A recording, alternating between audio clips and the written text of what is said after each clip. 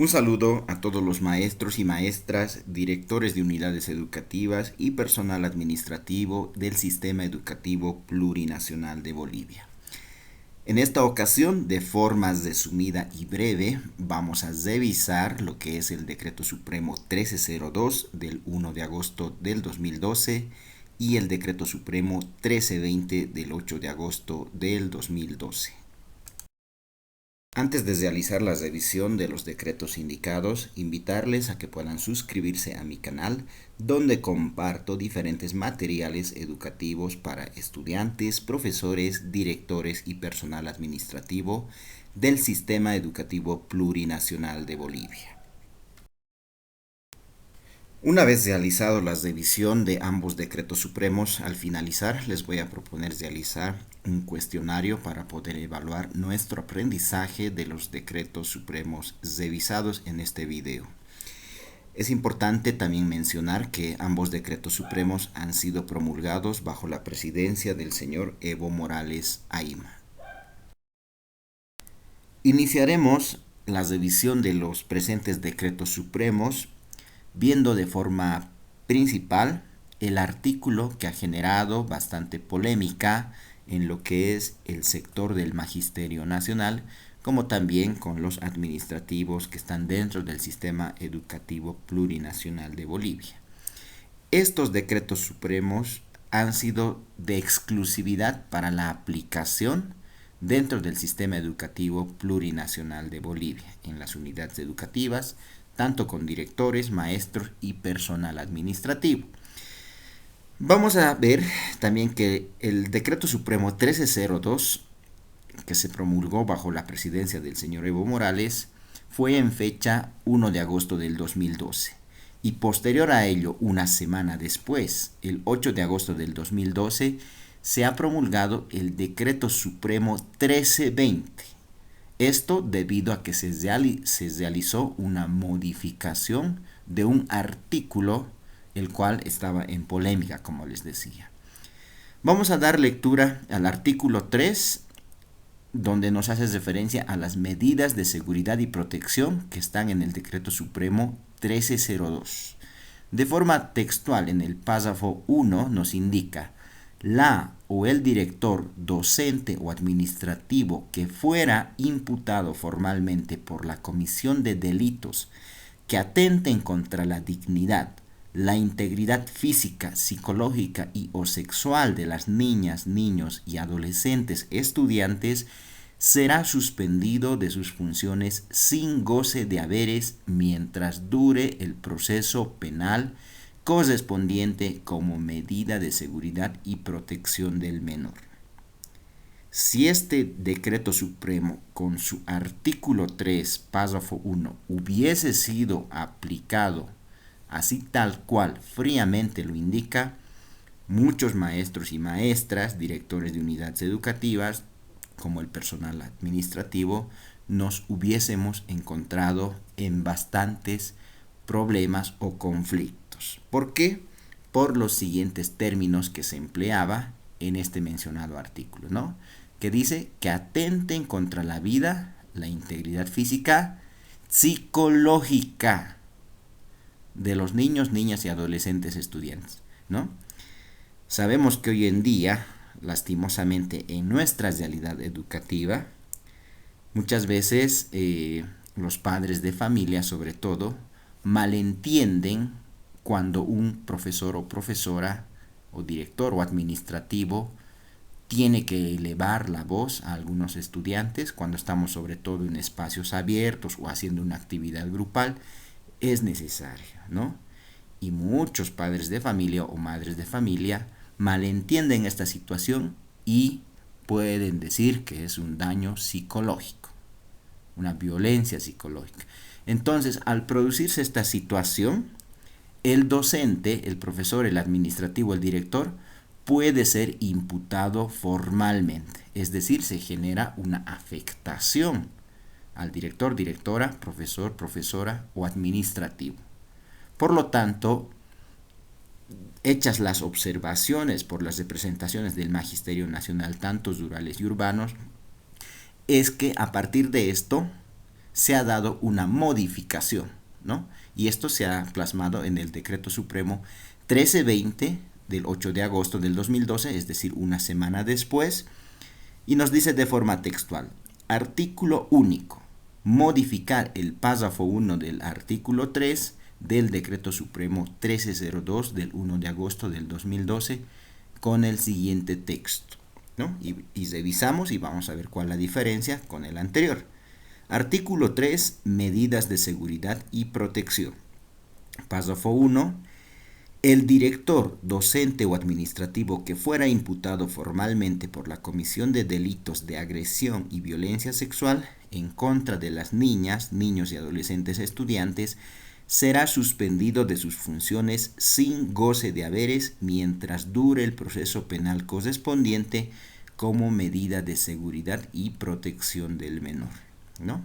Podemos notar claramente que ahora sí y de forma muy específica nos habla netamente de lo que son la comisión de delitos de agresión y violencia sexual, ¿no? En el anterior, si podemos observar en la parte superior, nos hablaba de forma general, ¿no? Y esto podría haber generado situaciones conflictivas para los docentes, para los administrativos, directores de unidades educativas, ¿no? Entonces, eso es lo que se ha podido modificar en el Decreto Supremo 1320. Por lo tanto, el Decreto Supremo 13.2 ha tenido una modificación, ¿no? con el Decreto Supremo 1320. Muy bien, con esta introducción vamos a pasar a revisar el Decreto Supremo desde el artículo primero. En el artículo 1 vamos a ver el objeto de este Decreto Supremo. ¿Cuál es el objeto del presente Decreto Supremo? Es establecer mecanismos que coadyuven a la erradicación de la violencia, maltrato y abusos que atente contra la vida e integridad física, psicológica y o sexual de niñas, niños y adolescentes estudiantes en el ámbito educativo, ¿no? Palabra clave: establecer mecanismos que coadyuven en la erradicación de la violencia. Ese es el objeto. Artículo 2. Denuncia y seguimiento de la acción penal. Las y los directores departamentales de educación y el Ministerio de Educación tienen la obligación de denunciar y coadyuvar en la acción penal correspondiente hasta su conclusión ante el Ministerio Público de su jurisdicción o autoridad competente, en contra de directores, docentes o administrativos del sistema educativo plurinacional, que hubiesen sido sindicados de la comisión de delitos que atenten contra la vida, la integridad física, psicológica y o sexual de niñas, niños y adolescentes estudiantes. Palabra clave: que el director departamental de educación o el Ministerio de Educación tienen la obligación de denunciar. ¿Ante qué instancia? Ante el Ministerio Público de su jurisdicción o autoridad competente. En el artículo 3, que ya lo hemos visto en la parte de la introducción de este video, bueno, ya hemos revisado cuál ha sido la modificación con el Decreto Supremo 1302. Por lo tanto, lo que debemos de rescatar aquí es que nos habla de forma específica de la agresión y o violencia sexual, ¿no? Entonces, continuamos con el artículo 3, párrafo 2. Producida la imputación formal por parte del representante del Ministerio Público, la o el director departamental de Educación comunicará dicha imputación al Ministerio de Educación para que proceda a la suspensión del goce de haberes del imputado. Vamos a rescatar palabras claves de este párrafo: que una vez que se da la denuncia al Ministerio Público, el director o directora departamental de educación debe comunicar recién al Ministerio de Educación de la imputación que se realizó. ¿Para qué? Para que pueda proceder con la suspensión del goce de haberes. Párrafo 3. En caso de sobreseimiento emitido por autoridad competente o sentencia absolutoria, la o el director docente o administrativo será destituido en sus funciones con la deposición de la totalidad de sus haberes devengados. Rescatamos palabras claves que se da una deposición de la totalidad de sus haberes devengados. Continuamos con el artículo 4. Plan para una educación sin violencia. Párrafo 1. El Ministerio de Educación desarrollará como mecanismos de prevención e intervención un plan específico para enfrentar la violencia, maltrato y abuso en el ámbito educativo. Párrafo 2. El plan referido en el párrafo anterior contemplará, entre otras, las siguientes acciones. 1. Capacitación y difusión de estrategias de prevención de toda forma de violencia, maltrato y abuso. 2. Desarrollo de lineamientos curriculares con contenido de prevención, violencia, maltrato y abuso para el sistema educativo plurinacional. 3. Establecer lineamientos para un sistema de seguimiento y monitoreo del plan. 4. Promover la conformación de comités de promoción de la convivencia pacífica y armónica. Disposiciones transitorias. Artículo 1. Transitorio. El Ministerio de Educación aprobará el plan para enfrentar la violencia, maltrato y abuso en el ámbito educativo en un plazo no mayor a 120 días calendario a partir de la publicación del presente decreto supremo.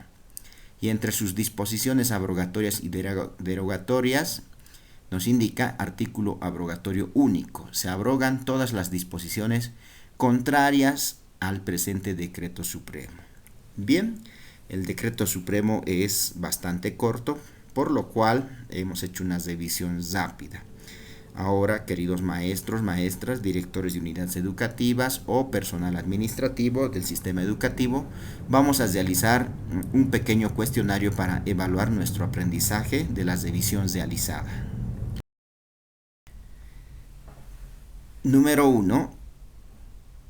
Establecer mecanismos que coadyuven a la erradicación de la violencia, maltrato y abuso que atente contra la vida e integridad física, psicológica y o sexual de niños, niñas y adolescentes estudiantes en el ámbito educativo. Opción A, objeto. Opción B, objetivo. Opción C, fin. Opción D, meta. ¿A qué hará referencia? ¿Será objeto, objetivo, fin o meta?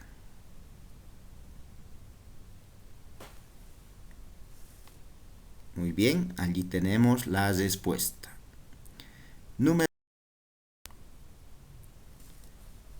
Número 2.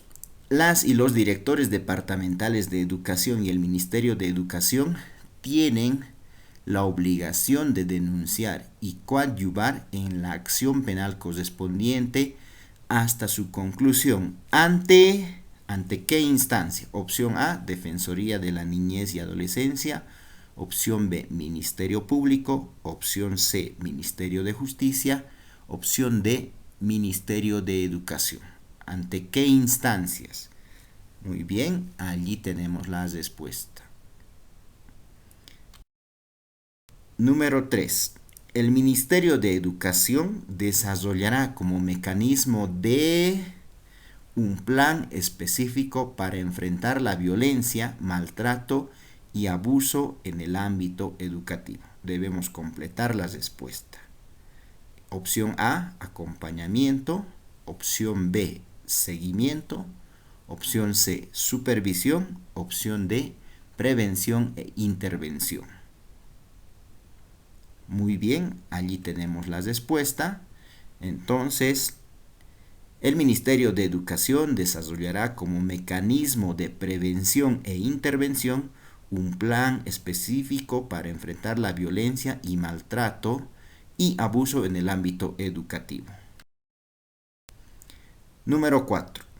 En caso de sobreseimiento emitido por autoridad competente o sentencia absolutoria, la o el director, docente o administrativo será restituido, opción A, sin la deposición de sus haberes devengados, opción B, con la deposición de la parcialidad de sus haberes devengados, opción C, con la deposición de la totalidad de sus haberes devengados, y opción D, con la deposición total de sus haberes devengados y cambio de distrito educativo.